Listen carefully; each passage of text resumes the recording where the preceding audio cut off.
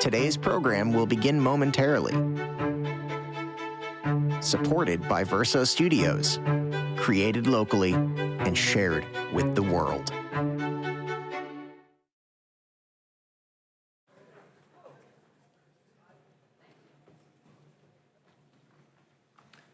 Hello, everyone. Hear me okay? Okay, how about now? Is that better, Sal? Thanks. Sal's my biggest critic when it comes to being on the podium. Well, good evening, everyone, and welcome. I'm Bill Harmer, Executive Director of the Westport Library.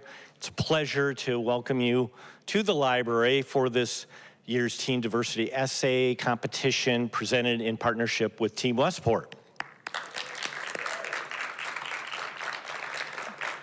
As a refresher, this year's prompt asked students to reflect on the Declaration of Independence as our country is in the midst of its 250th anniversary of its signing, and to consider not only its relevance in their lives, but also what obligations we have to uphold its principles for all people in a democratic society.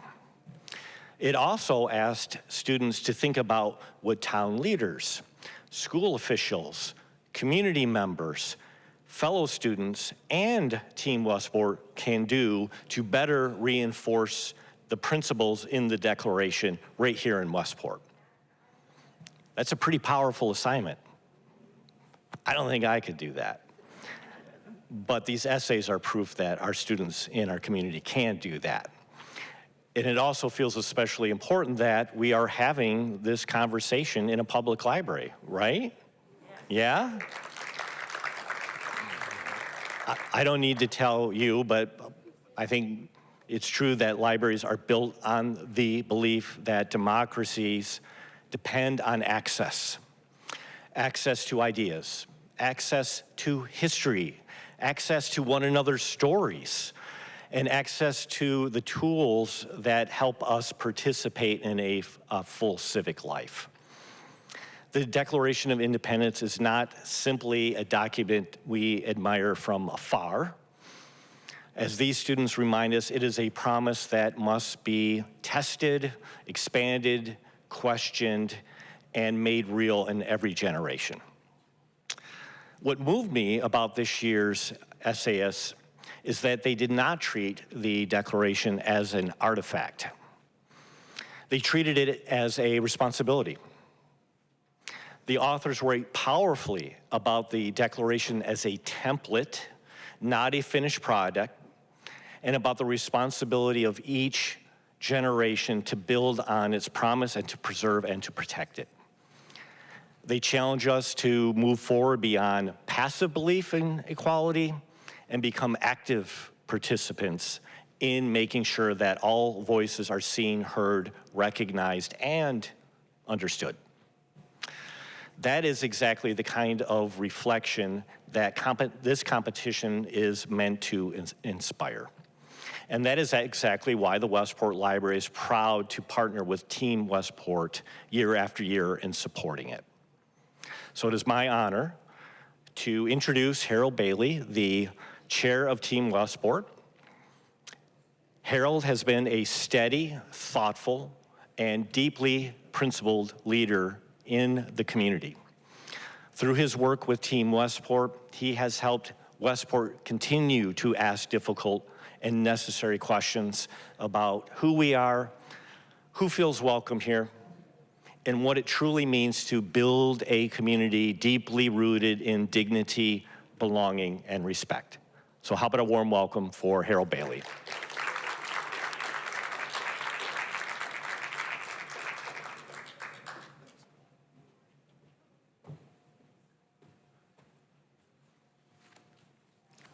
Thanks. I want to first thank you, Bill, for those words, and just say that we're welcoming all of you here for what I look at as a really cherished time every year, which is for our young people to get a chance to voice their views on a number of issues. And over the last, this is our 13th year, and over the last 13 years, we've covered everything from microaggressions to who sits at the cafeteria table, as an example.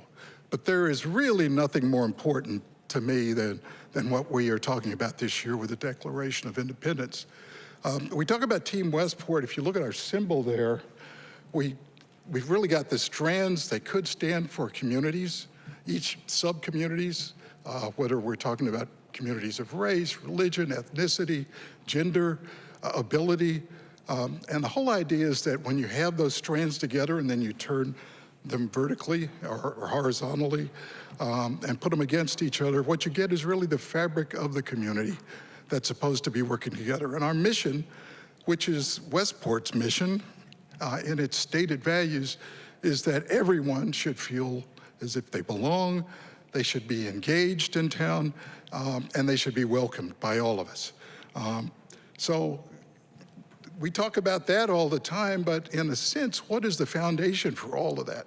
Where do the values come from that the town even has around that? Well, so much of it comes from the Declaration of Independence, and it's kind of interesting that today, as I understand it, Congress and our congressional and our leaders nationally were reminded by the King of England that undergirding all of that was the Magna Carta, which talks about really all people being equal as human beings. So that's a big deal for us. It's perfect timing in that sense, and we're looking forward to hearing from our essayists today. I would say that the person that came up with the idea of marrying what we do with the Declaration of Independence is our committee chair for the essays, and that is Maggie Mudd. So I'm going to ask Maggie to come up. Maggie, you're up. Thank you. Sure. Hi, good evening. As Harold said, this year I'm the chair of the Team Westport's Teen Diversity Essay Contest Committee. And this is very much a group effort, and I want to thank all of the members of this committee and the rest of Team Westport for their engagement. And I would especially like to single out Patra Kanjangaman, who essentially served as co-chair. And I also want to thank Michelle Rubin, who's our chief judge, and her group of judges for selecting our finalists. And Michelle will have more to say about that. The 250th anniversary of the Declaration of Independence really does give us reason to pause and consider why it remains important and relevant in our present day. We still are a young nation founded on idealistic notions of freedom, opportunity, and human organization. We still are developing the mechanisms to make real the assertions of our founding documents and finding the courage to confront our failures. People from around the globe have come and brought unrivaled creativity, productivity, and vitality to American life. But even so, as a society, we still struggle to live up to our professed goals of equality of opportunity and inclusion. And on a local level, this is what Team Westport is working to encourage here. You know, I like to think that we nutmeggers have been handed a special legacy to manage and protect, since we live in a state whose 4 representatives played a highly influential role in shaping national governance at the time of our independence. One of them, Roger Sherman, is the only person who signed all 4 documents of the American Revolution, including the Declaration of Independence. He was a resident of towns just down the road a piece, New Milford and later New Haven. He was a businessman and a lawyer who became a prominent public servant, earning the trust of his peers by being known as a steady, purposeful, and pragmatic leader who did not call attention to himself. In Thomas Jefferson's words, Sherman was a man who never said a foolish thing in his life. Imagine that. At the Constitutional Convention of 1787, Sherman's the one who came up with what became referred to as the Connecticut Compromise. You know about that. And he was the first mayor of New Haven and went on to federal service in both the House and the Senate. Society is an inherently fragile and interdependent construction. We, the people, should not take it for granted. Somehow, activism has been given a pejorative meaning, but the American experiment cannot flourish without active civic engagement. And I'm so happy we have students who care enough about the proposition to have entered this contest. Congratulations to all our participants, and thank you.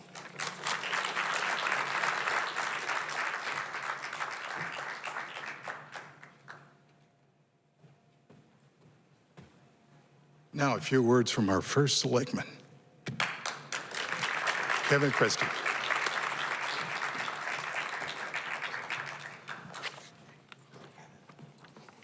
Thank you, Sal. Good evening, everyone. Thank you for being here tonight. I'm Kevin Christie, your first selectman on behalf of the town of Westport. Welcome to Connecticut's only 5-star library. I'd like to start by thanking Team Westport and the Westport Library, the judges, the families, and especially the students who participated in this year's contest. This year's essay prompt asked students to reflect on the Declaration of Independence 250 years after its signing and what its principles mean in our lives and our community today. The Declaration reminds us that to secure these rights, governments are instituted among men, deriving their just powers from the consent of the governed. And as some may remember, there were immediate calls to include women in the sequel. Similar to how we understand that the moral arc of the universe doesn't bend towards justice by itself, what struck me in reading these essays was the recognition that democracy is also not self-executing. The Declaration of Independence did not create a perfect democracy overnight. It also didn't create a perfect democracy over the course of the past 250 years.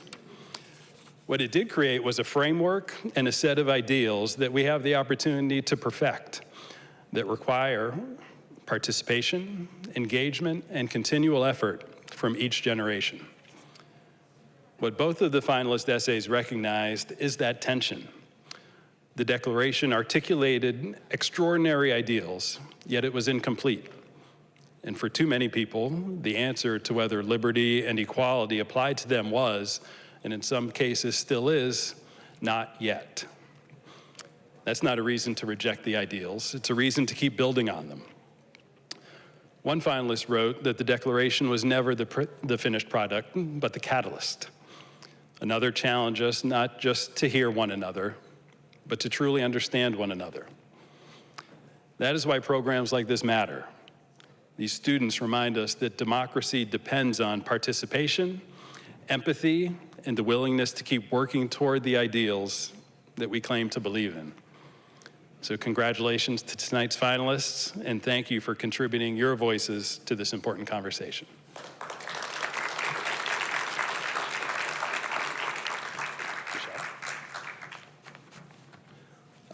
Next. Oh, that's okay. Michelle? Ruben? Jeff? Not yet. Oh, okay, all right. Well, you can take over. Thank you. We got a musical run of show going here. For the past 12 years, we had a chief judge that took us from the first year through the 12th. And this year, she retired last year, but we've been fortunate to bring on board Michelle Rubin.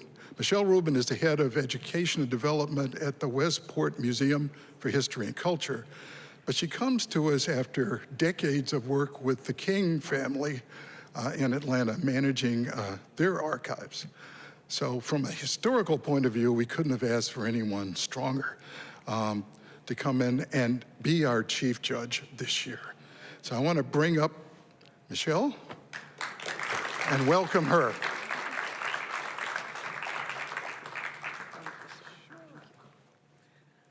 Thank you, Harold. Everyone's taller than I am.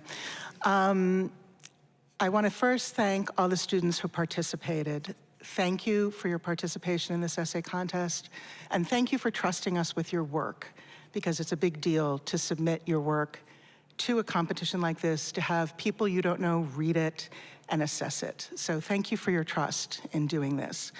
I was deeply impressed with how all of you engaged with this topic and how deeply you understood our extraordinary, complicated, and often very confounding country.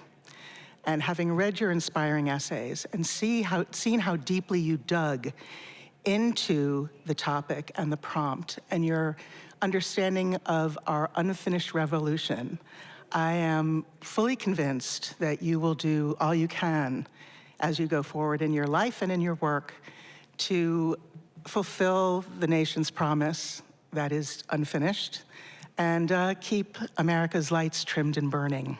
So thank you for your work, thank you for your participation, and congratulations to the winners.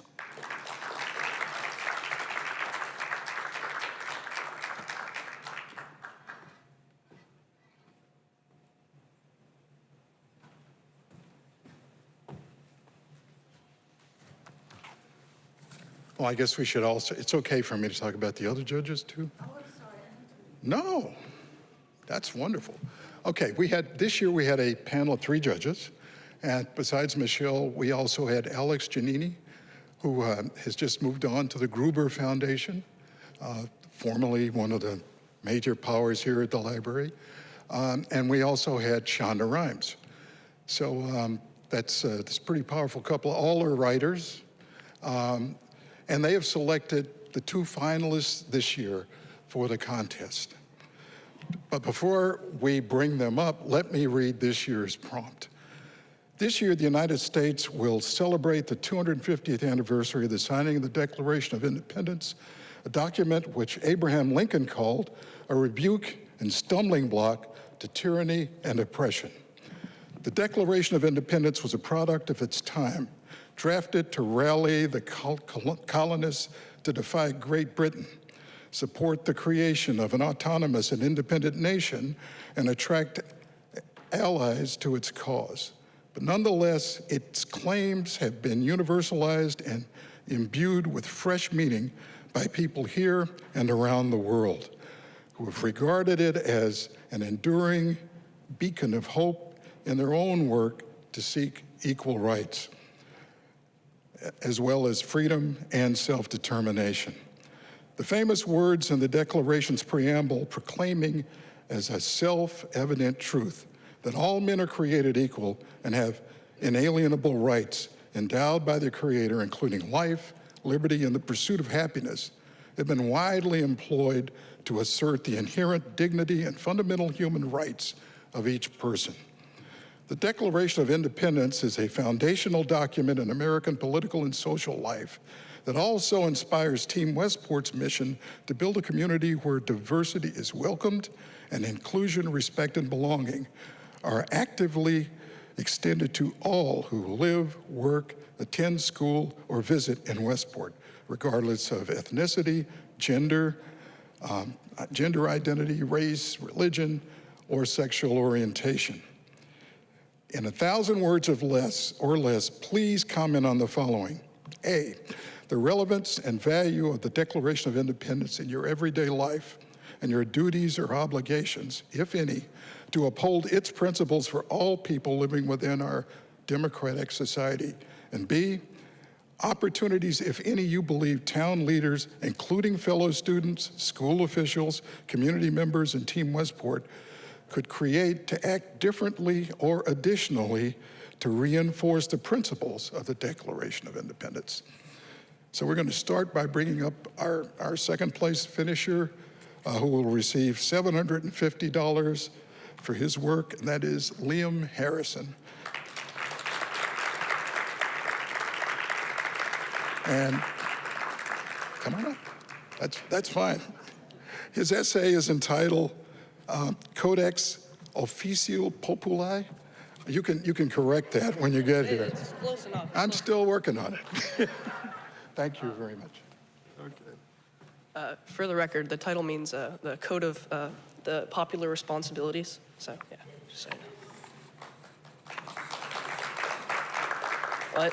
Oh, jeez. I'm pretty sure that's not how I'm supposed to do that, but I'll work with it. But yeah. All right. I have no idea. Okay. Hang on, there we go. Thanks. You're good to go. All right. So to begin, I'd like to quote the Declaration of Independence, which was what we were tasked with reflecting on. Governments are instituted among men, deriving their just powers from the consent of the governed. The Declaration of Independence, when written, was intended to protect the rights of and establish a better nation for a group of revolutionary citizens. Since its creation, the ideals of life, liberty, and the pursuit of happiness have become cornerstones of what it means to be an American. The understanding that all men are created equal has embedded itself in the hearts of those oppressed or struggling today to experience that equality. Owing to the increased need for recognition and empowerment of the oppressed, it has become more relevant than ever as a beacon of equity for those without said rights than as simply history for those who initially had them, the white patriarchal society. Unfortunately, the oaths promised by the Declaration are not given. There are still millions of Americans today living in inhumane conditions, struggling fruitlessly for their entitled liberty. Even in Westport, one of the most well-off communities in the country, I'd need at least 10 hands to list the racial, gender, or ethnic microaggressions I've heard this year at Staples alone. Whether as a truly hurtful comment or a joke in passing, it doesn't matter. So what happens when the Declaration is abridged? Can citizens ensure that the promises of our founding fathers are met? Or are the voices of the minority weak without a savior standing behind them? Minorities are not weak. The powerful speeches of Dr. Martin Luther King Jr. and the tireless efforts of activists like Susan B. Anthony or Elizabeth Cady Stanton are proof. But no matter how hard minority groups may fight for representation in Congress and in communities in general, the rigid gears of oppression will refuse to budge without a representative voice. The fact is that it's impossible to gain representation in Congress or town hall if you're prohibited from doing so, as many groups were in the past and as some still are.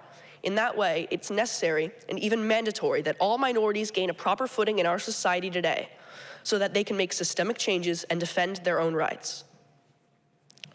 But what am I getting at here? The efforts of activists have always been the catalyst, the driving force behind justice. Yet an unfortunate but manageable reality of American democracy is the necessity for majority recognition for popular reform. As a community, it is our responsibility to ensure that all groups are not only seen, not only heard, but recognized, and perhaps most importantly, understood.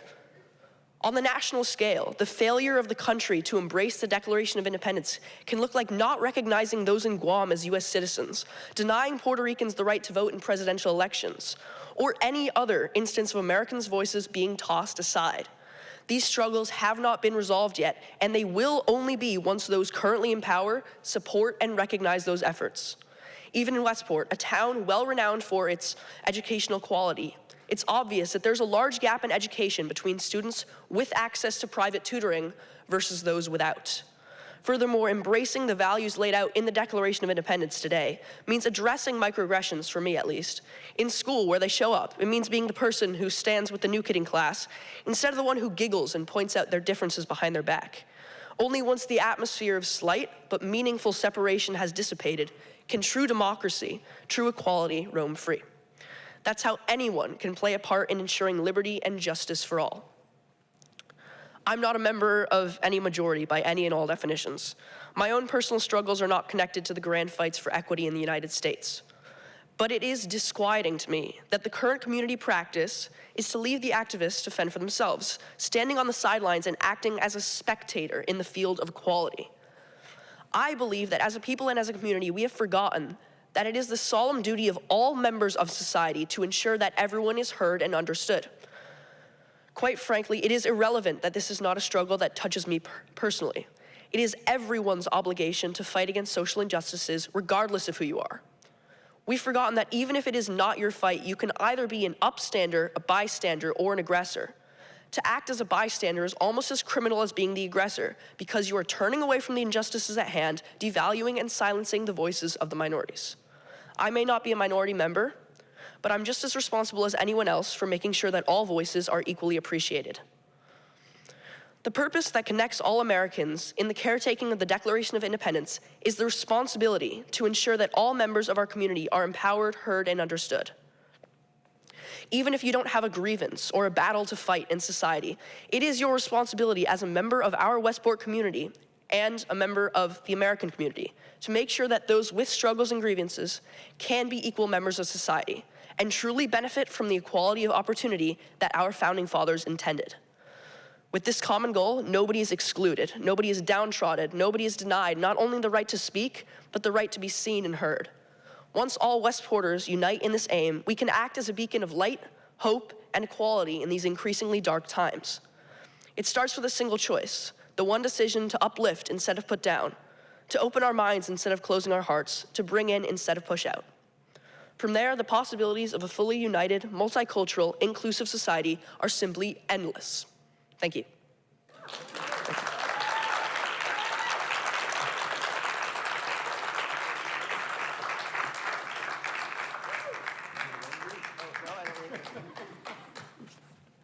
Oh, right. First, I want to congratulate you, and this is yours. So let's.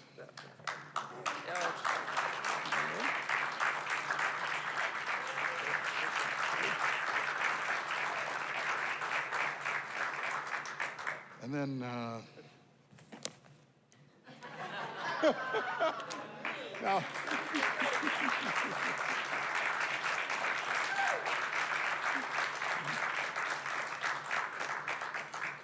good stuff. Now, I got to tell you, just one thing. We had a bureaucratic hitch in town, so we don't have the actual check for you today. Friday, it'll be there. Okay. And if it's not, you know how to reach me. But let me ask if we can have some folks come up. Bill, would you come up and just get a picture? Stafford. Let's do that.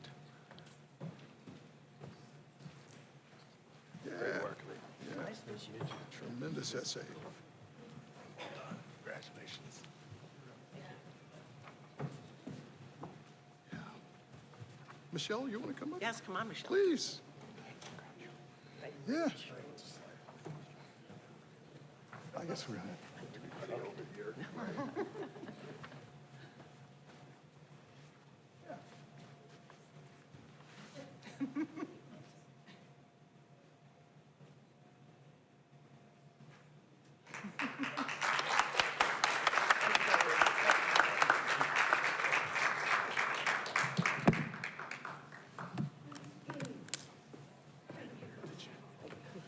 Now let me get. Certainly large.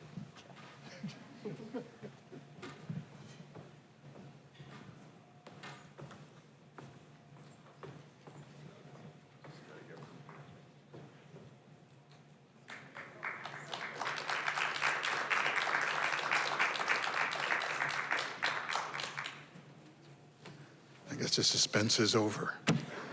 Okay. For her essay entitled The Declaration of Independence, a Foundation, Not a Finish Line, I want to welcome up Kyla Patel, who got first place and $1,000. Thank you. Very short. Hello, everyone. Good day. I am Kyla Patel, as we established before. And my essay was called The Declaration of Independence, a Foundation, Not a Finish Line. So, my sophomore year, U.S. History Honors with Miss Lynch, the lights in the classroom had been turned off completely as she read the Declaration of Independence, sentence by sentence, one after the other, that all men are created equal, that they are endowed with certain unalienable rights, that among those rights are life, liberty, and the pursuit of happiness. I remember thinking how powerful those words were, how strange and bold it must have felt 250 years ago to challenge an empire and declare that human dignity mattered more than authority. But even as I admired it, another thought crept in quietly. Something was missing. The document was revolutionary for its time, but to me, it was also incomplete. When Thomas Jefferson wrote that all men were created equal, women were excluded, people of color were excluded, immigrants and people who looked like me, Korean and Indian, were never imagined to be part of that promise. Yet, that flaw does not weaken the Declaration. To me, it strengthens it. The Declaration was never a finished product. It was the catalyst. I viewed the Declaration as a template, one that later generations have been asked to build upon. The founder drafted a foundation, but it's been the responsibility of the American people to build upon it. Over time, the country has continued to add new chapters to its original promise of liberty and freedom, such as the 13th Amendment abolishing slavery, the 19th Amendment granting women the right to vote, and the Civil Rights Act of 1964 prohibiting discrimination. Each of these efforts were an attempt to move reality closer to the ideals set forth from the Declaration. Each generation added another layer to Jefferson's beginning. As a student at Staples High School, I see the same idea every day. Our school gives us the foundation, such as knowledge, skill, and the framework of an idea, but they expect us to build upon that with something more. A history lesson can become a topic at a debate. A science concept can become a research project. A small idea becomes a passion project, a chance to make real change. The Declaration works the same way. It gives America the framework, but what we do now determines the meaning. For me, I want to do my part to reinforce the principle of the Declaration of Independence. As a Korean and Indian girl growing up in Westport, Connecticut, a place full of opportunity and strong education, I am reminded every single day that this is a luxury that I can only live because of Jefferson's ideals, because of women and men across America centuries ago using the themes of the Declaration of Independence as a template, creating equality so people like me can go to school, claim independence, and live their lives freely. 250 years ago, someone like me would not have been included with the vision of equality. Yet today, I sit in a classroom studying the very document that helped create the system that allowed me to be here. That realization carried weight. The idea expressed in the declarations are part of my everyday life, whether large or small. Because of that, I feel responsible to uphold these principles. The Declaration does not simply grant independence. It challenged every generation to prove it deserves it. If I claim the right to liberty and opportunity, then I also must embody the ideal of freedom and equality. For me, that means working hard, standing confidently, and not shrinking myself to fit someone else's views or who they think I should be. It means proving that our independence is not simply because of what we were given, but rather what it takes through that action. I plan on doing that by giving back to my community. Currently, I am in the process of becoming an EMT, as I believe independence also means that one should be willing to give back to their community. Being an EMT helping people in their time of need is one way that I can turn the abstract ideals of the Declaration into action. However, it's not just an individualistic duty to advance the principles stated in the Declaration. Our town leaders, schools, or organizations must help advance the principles stated in the Declaration.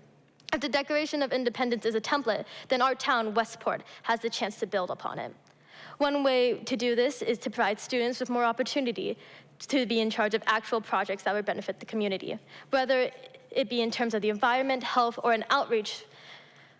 When students are given the opportunity to be proactive, they will realize that democracy isn't just something written about in history books. It's something they are actively a part of.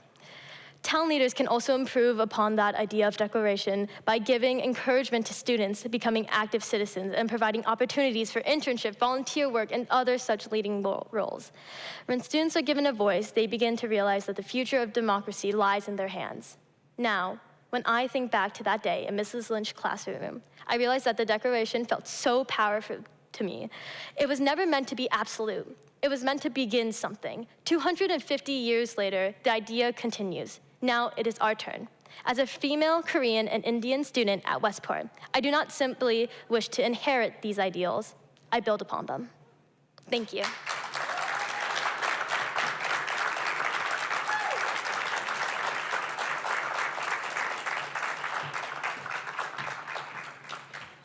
Wow. Thank you very much. So, this is yours, Kyla. Thank you. Thank you.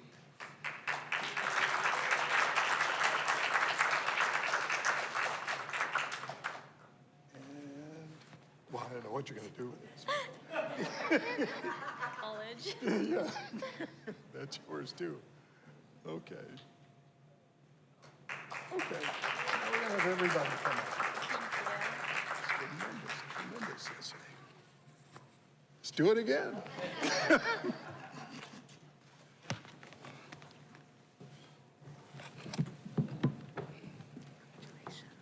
Yeah. Congratulations. Thank you very much. Yeah, we got gonna have to get everybody over to center again. Thank you very much.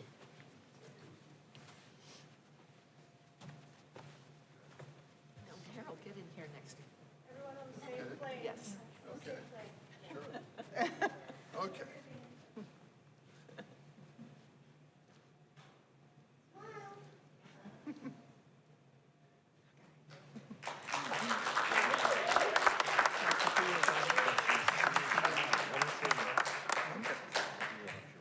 Well, before you go anywhere, would you come up? Let's get everybody up. Abby, you want to come? Congratulations, Leah. Thank you. You did great. Get in the middle there. Two of you should be in the middle. You should be front and center. Abby, did you want to come up? You're from the board. Yeah, my bad.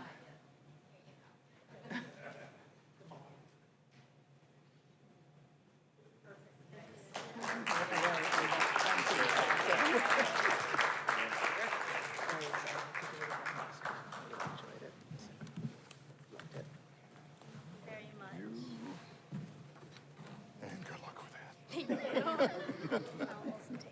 Sure. Great. So there is a lot of work that goes into putting this on. And obviously the essayists all put in a tremendous amount there.